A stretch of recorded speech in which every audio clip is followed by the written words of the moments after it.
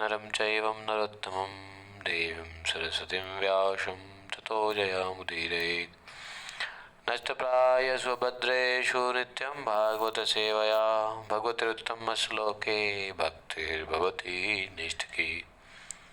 ॐ जन्मान्तरस्तोन्मयादितरतः चार्थेष्वभिज्ञास्वराट् तेने ब्रह्मत्यादिकवये मुह्यन्ति यत् सूर्यः। तेजोवारि मृदा यथा विनिमयो यत्र त्रिसर्गो मृषां धाम्ना संसदा निरस्तकुहकं सत्यं परमं धीमहि। धर्मः प्रोजितकैः त्वत्र परमो निर्मत्सराणां सतां विद्यं मात्र वस्तु शिवदं तापत्रयोन्मूलनम्। श्रीमद्भागवत महामुनिकृते किं वा परमेश्वरः सद्दुर्हृदवृदत्तकृतिभिः शुश्रूषेत दक्षिणात्। निगमकल्पतरोर्गलितं फलं सुखमुखाद्द्रवितसंयुतं पिबत भागवतं रसमालयं मुहुरः रसिका वै भावुकाः। हरे कृष्णा कृष्ण कृष्ण हरे हरे हरे राम राम राम हरे हरे। हरे Krishna. 10th canto, first half, second chapter, 26th shloka. सत्यव्रतं सत्यपरं त्रिसत्यं सत्यस्य योनिनिहितं च सत्ये सत्यस्य सत्यमृत सत्यनेत्रं सत्यात्मकं वा शरणं प्रपन्नाः। एकायनोऽसौ द्विफलश्रीमूलश्चतुरसः चतुर्षः पञ्चविधः षडात्मा सप्तत्वगस्तद्वितपो नवाक्षो दशक्षरी द्विखगो यादिब्रेक्ष। त्वमेक एवास्य सतः प्रसूतिस्त्वं सन्निधानं तमनुग्रहश्च तन्मायया संवृतचेतसत्त्वां पश्यन्ति नाना च विपश्चतो ये।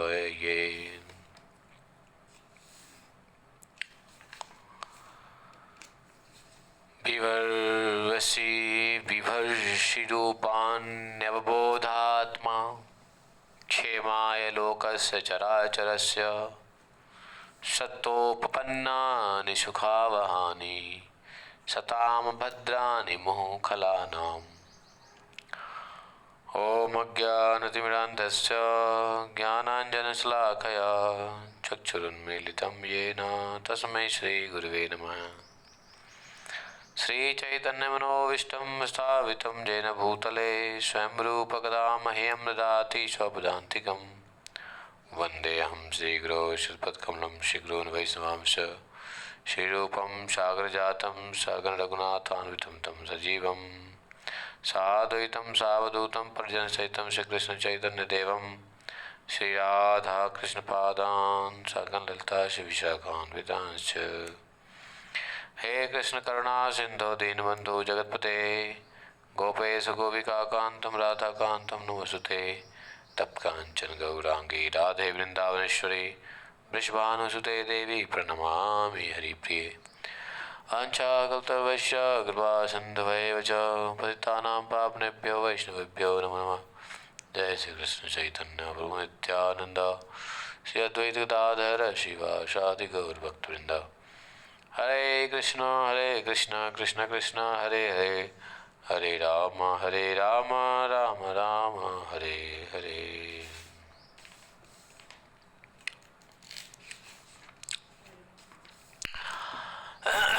तो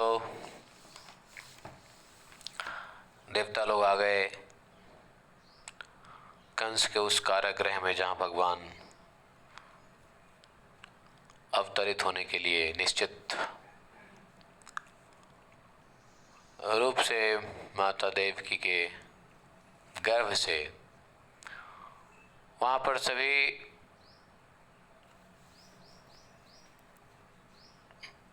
ब्रह्मा शंकर जी नारद जी अन्य अन्य देवताओं स्तुति किए। उन्होंने कहा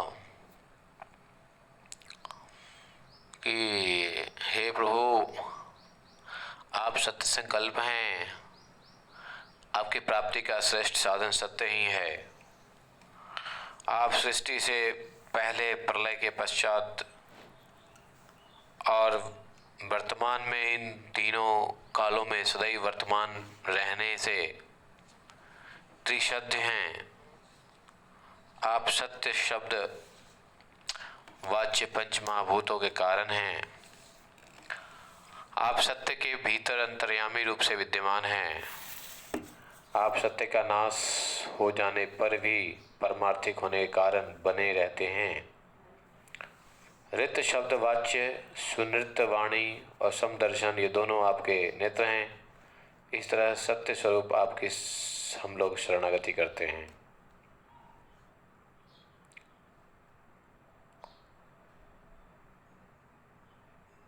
तो श्रीधर महाराज लिखते हैं कि सत्य संकल्प है, यह सत्यव्रत, इसका अर्थ है परम सत्य परम। जैसे अर्थात आपकी प्राप्ति का जो श्रेष्ठ साधन है वो सत्य ही है। त्रिसत्यम अर्थात आप सृष्टि के पूर्व और प्रलय के पश्चात एवं वर्तमान में, तो तीनों तरीके से सत्य हैं। त्रिसत्यम। सत्यस्य योनिम अर्थात सत्य शब्द की व्युत्पत्ति है तो पंच महाभूत, वेद में भी कहा गया है, भगवान के सत्य शब्द वाच्य पंच महाभूत के कारण सिद्धि होती है। और इस तरह सृष्टि से पूर्व श्री भगवान की वर्तमानता कहलाई गई है। निहितम च सत्य का अर्थ कि भगवान सत्य शब्द वाच्य पंचभूतों में अंतर्निहित रूप से विद्यमान है। सत्यस्य सत्यम, इससे पता चलता है कि श्री भगवान की प्राथमिकता पारमार्थिकता बतलाई गई है, क्योंकि जगत का नाश हो जाने पर भी परमात्मा बने ही रहते हैं। इसके द्वारा प्रलय काल में भी उनकी सत्यता बतलाई गई है। इस तरह से श्री भगवान की त्रिकाल में सत्यता बतलाई गई है। तो आगे ये देवी देवता लोग कह रहे हैं भगवान को, इस शरीर रूपी वृक्ष यदि है तो आश्रय क्या है? प्रकृति ही आश्रय है। इसके सुख और दुख दो प्रकार के फल हैं और इसके मूल सत्वगुण, रजोगुण और तमोगुण, ये तीन हैं। तो अगर शरीर को वृक्ष माना जाए तो यह शरीर प्रकृति के आश्रय में है। दो प्रकार के फल होते हैं, सुख दुख, और इसके मूल सत्वगुण, रजोगुण, तमोगुण, ये तीन हैं। इसके अर्थ, धर्म, काम और मोक्ष, ये चार रस हैं। पंच ज्ञानेंद्रियां ज्ञान के प्रकार हैं। पैदा होना, रहना, बढ़ना, बदलना, घटना और फिर नष्ट होना, ये सब छह उर्भियां ही इसका स्वभाव है। शरीर का स्वभाव क्या है? जन्म लेना, बढ़ना, बदलना, घटना इत्यादि इत्यादि, अंत में नष्ट होना। और इस शरीर रूपी वृक्ष के साथ छाल है। छाल समझते हैं? स्किन। छाल मतलब 7 छाल है। रस, रुधिर, मांस, मेद, अस्थि, मज्जा और शुक्र, ये 7 छाल है। और इसी जो शाखाएं हैं, शाखाएं 8 हैं। पंच महाभूत, अग्नि, जल, वायु, आकाश, पृथ्वी, मन, बुद्धि और अहंकार, ये 8 इनके विटप है, शाखाएं। और इस शरीर रूपी वृक्ष के मुख आदि नवछिद्र हैं। प्राण, अपान, समान, उदान, व्यान, नाग, कुर्म, कृक, देवदत्त और धनंजय, ये 10 प्राण ही इस शरीर वृक्ष के 10 पत्ते हैं। और इस वृक्ष पर रहने वाले 2 पक्षी है, जीवात्मा और परमात्मा।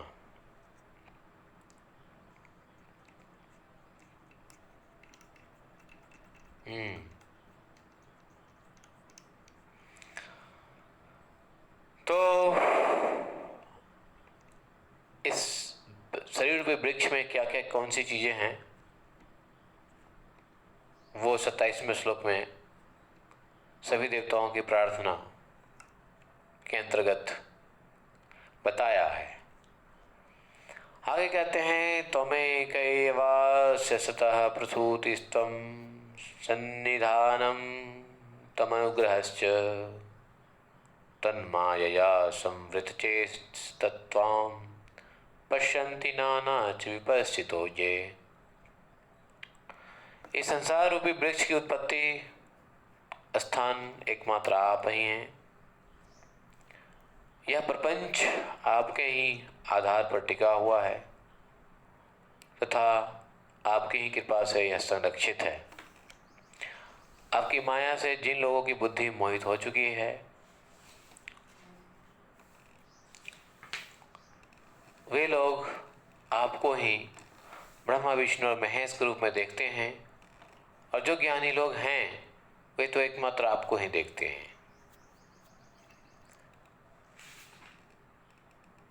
अर्थात दोबारा से देख लो, कह रहे हैं कि अगर जिनकी बुद्धि आप ही के माया से मोहित है वे आपको अलग अलग देखते हैं, ब्रह्मा विष्णु महेश इत्यादि रूपों में, लेकिन जो ज्ञानी लोग हैं वे तो एकमात्र आपको ही देखते हैं। बिभर्षि रूपान्यवबोधात्मा क्षेमाय लोकस्य चराचरस्य सत्तोपपन्नानि सुखावहानि सत्ताम भद्राणि मुखिलानाम। हे प्रभु, आप ज्ञान स्वरूप आत्मा हैं। इस चराचर संसार का कल्याण करने के लिए ही आप अनेक रूपों को धारण करते हैं।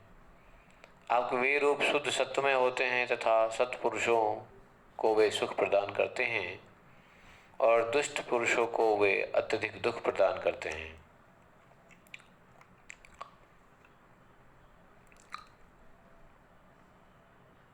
हे कमल के समान मनोज्ञ कमल नेत्र वाले प्रभु, आप समस्त पदार्थों तथा प्राणियों के आश्रय स्वरूप हैं। आप में बिरले ही लोग अपने मन को समाहित करके पता लगाते हैं। आपके चरण कमल रूपी महान जलयान के द्वारा वे संसार सागर को बछड़े के खुर से बने गड्ढे के समान अनायास ही पार कर जाते हैं। कौन जो आपके चरण कमल को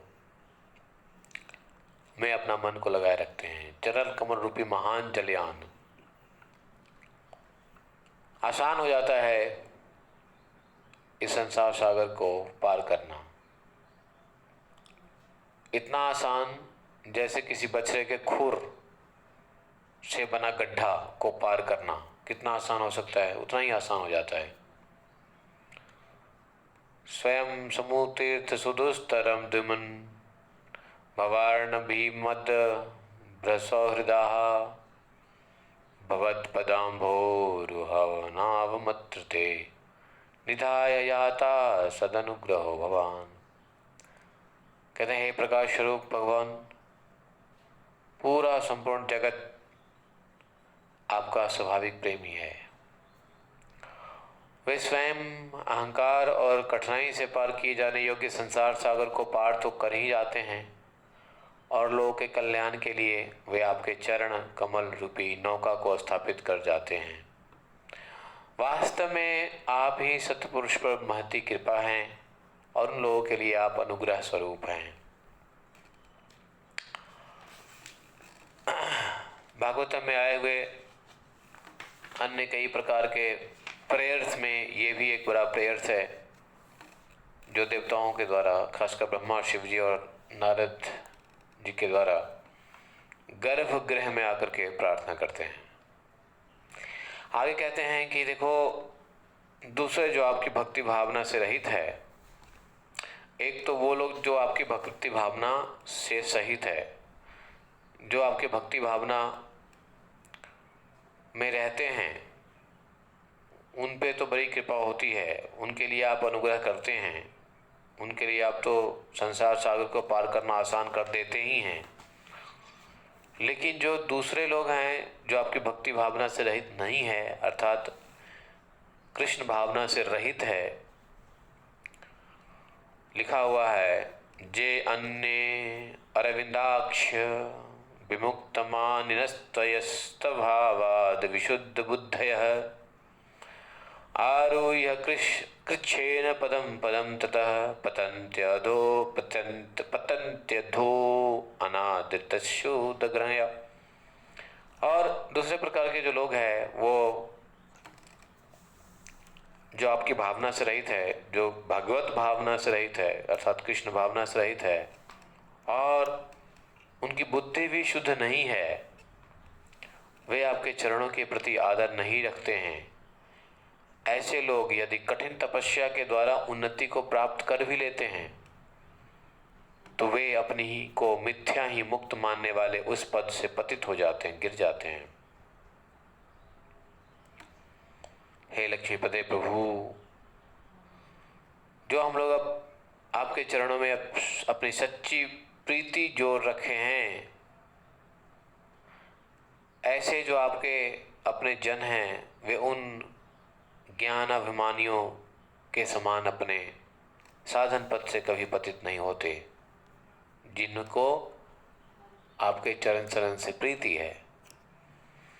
विघ्न डालने वालों की सेना के अधिपतियों के भी सिर पर पैर रखकर निर्भय विचरते रहते हैं आपके भक्त।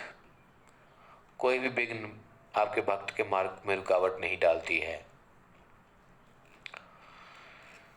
सत्वं विशुद्धश्चयते भवान् अस्थितौ शरीरिणां श्रेय उपायनं वपुः वेद क्रिया योग तपः समाधिभिः तवाहनं जन समीहते। तो आप संसार की स्थिति काल में समस्त शरीरधारियों को परम कल्याण प्रदान करने वाले विशुद्ध सत्वमय शरीर धारण करते हैं। आपके उस रूप की आराधना आपके भक्तजन वेद कर्म कांड अष्टांग योग तपस्या तथा समाधि के द्वारा करते हैं। बिना किसी आश्रय के वे किसकी आराधना करेंगे? हे प्रभु, आप सबके विधाता हैं। यदि आपका यह विशुद्ध सत्वमय रूप न रहे तो अज्ञान तथा उसके द्वारा होने वाले भेद को विनष्ट करने वाला अनपरोक्ष ज्ञान किसी को भी नहीं हो पाएगा। जगत में जो दिखने वाले 3 गुण आपके ही हैं और आपके ही द्वारा प्रकाशित भी होते हैं, फिर भी इन गुणों की प्रकाशक वृत्तियों से आपके स्वरूप का केवल अनुमान हो जाता है। आपके वास्तविक स्वरूप का ज्ञान नहीं होता, सिर्फ अनुमान हो जाता है। आपके स्वरूप का साक्षात्कार तो आपके इस विशुद्ध सत्वमय स्वरूप की सेवा करने से ही कृपा प्राप्ति होती है, बाकी तो सब अनुमान ही है।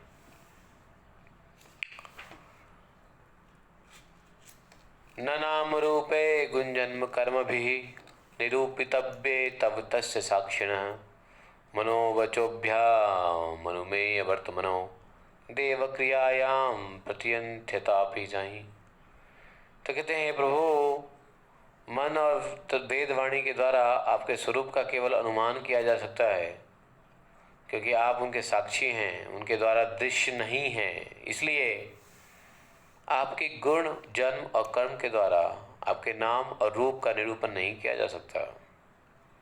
फिर भी हे देव, आपके जो भक्त होते हैं वे आपकी जो उपासना रूपी क्रिया योग है उसके द्वारा आपका साक्षात्कार तो करते ही हैं, और जो पुरुष आपके मंगलमय रूपों और नामों का श्रवण करते हैं, कीर्तन करते हैं तथा दूसरों को याद दिलाते हुए तत्त देवताओं की पूजा भी करते हुए आपके चरणों में ही अपना चित्त लगाए रखता है, वह पुनः इस संसार के जन्म मरण के चक्र में नहीं पड़ता। जो आपके मंगलमय रूप नाम श्रवण कीर्तन इत्यादि को करते रहते हैं, सभी पापों और कष्टों को दूर करने वाले हरि दिष्टया हरिष्या भवता पदो भुवो, यह पृथ्वी आपका चरण स्वरूप है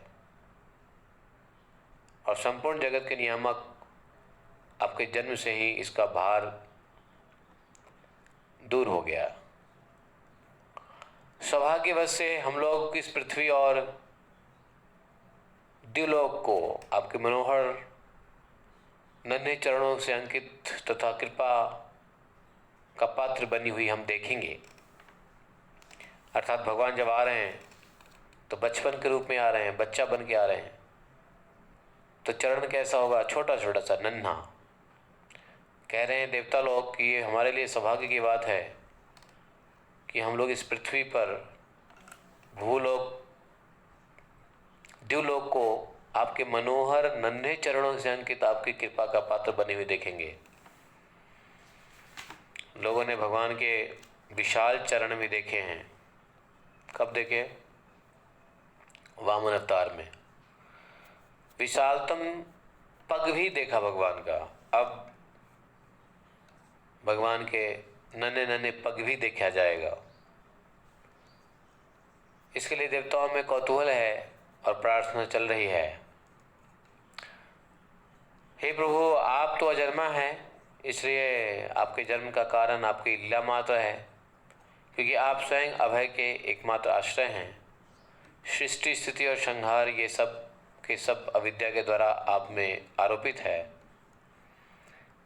हे प्रभु, आप जिस तरह मछली, कच्छप, नरसिंह, नाग, वराह, हंस, श्री राम, परशुराम तथा देवताओं में अवतार लेकर तीनों लोक तथा हम देवताओं और त्रिभुवन की रक्षा करते हैं, उसी तरह हे यदुवंशी शिरोमणि, इस समय आप जन्म ग्रहण करके पृथ्वी के भार को दूर करें प्लीज। देवता लोग कह रहे हैं जिस तरह से आपने मत्स्य अवतार लिया, कच्छप अवतार लिया, नृसिंह अवतार लिया, वराह अवतार लिया, हंस अवतार, श्री राम अवतार, परशुराम, अन्य अवतारों में को लेकर त्रैलोक्य तथा हम दोनों और त्रिभुवन की रक्षा, हम देवताओं और तीनों भुवनों की रक्षा करते हैं, उसी तरह यदुवंशी शिरोमणि, इस समय आप जन्म ग्रहण करके पृथ्वी की भार को दूर करिए। माँ भदभयम माँ भूत भयम भोजस पते मोश गुप्ता यदुनाम भवंति तावात्मजः। और देवकी को कहते हैं सभी देवता, हे माँ, सौभाग्य की बात है, परम पुरुष साक्षात श्री भगवान हम लोग का कल्याण करने के लिए आपके उदर में प्रवेश किए हुए हैं। कंस तो अब मरने ही वाला है, आपको इससे डरना नहीं चाहिए। आपके पुत्र श्री भगवान यदुवंशियों की रक्षा करेंगे। भगवान की प्रार्थना किए। फिर देवकी वासुदेव को बोला, बस अब तो कंस मर ही गया समझिए, क्योंकि भगवान जो आ गए आपके। सुखदेव जी कहते हैं, इत्तभिष्टूय पुरुषम यद्रूपमनितं यथा ब्रह्मेशान पुरोधाय देवा प्रतिययोर्दिवम्। श्री भगवान का जैसा जो रूप है, इस बात को कोई नहीं जानता है। ऐसे परम पुरुष परमात्मा की स्तुति करके ब्रह्मा जी और शिव जी को आगे करके देवगण स्वर्गलोक में चले गए। इस प्रकार से दसम स्कंद का पार्ट 1 का ये अध्याय समाप्त होता है। दूसरा अध्याय तो भगवान अभी गर्भगृह में ही है, पेट के अंदर ही है। अभी जन्म हुआ नहीं कह सकते हैं। तीसरा अध्याय है भगवान कृष्ण का प्राकट्य। भगवान कृष्ण का प्राकट्य अभी तीसरा अध्याय में है। लेकिन हाँ, इस प्राकृतिक जगत में माता देवकी के गर्भ में आ चुके भगवान। गर्भ का में आगमन हो गया, अब प्रकट होना बाकी है। तो इससे पहले की जो देवताओं लोगों ने प्रार्थना किया है, उस प्रार्थना को हम लोगों ने सुना है। भगवान कृष्ण का प्राकट्य की लीला हम लोग कल पढ़ेंगे। आज नहीं पढ़ना चाहते हैं। कारण ये है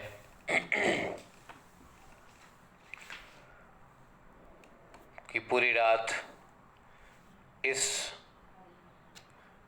कुछ बेवकूफ़ लोगों के चक्कर में अभी भी भूस का काम चल रहा है।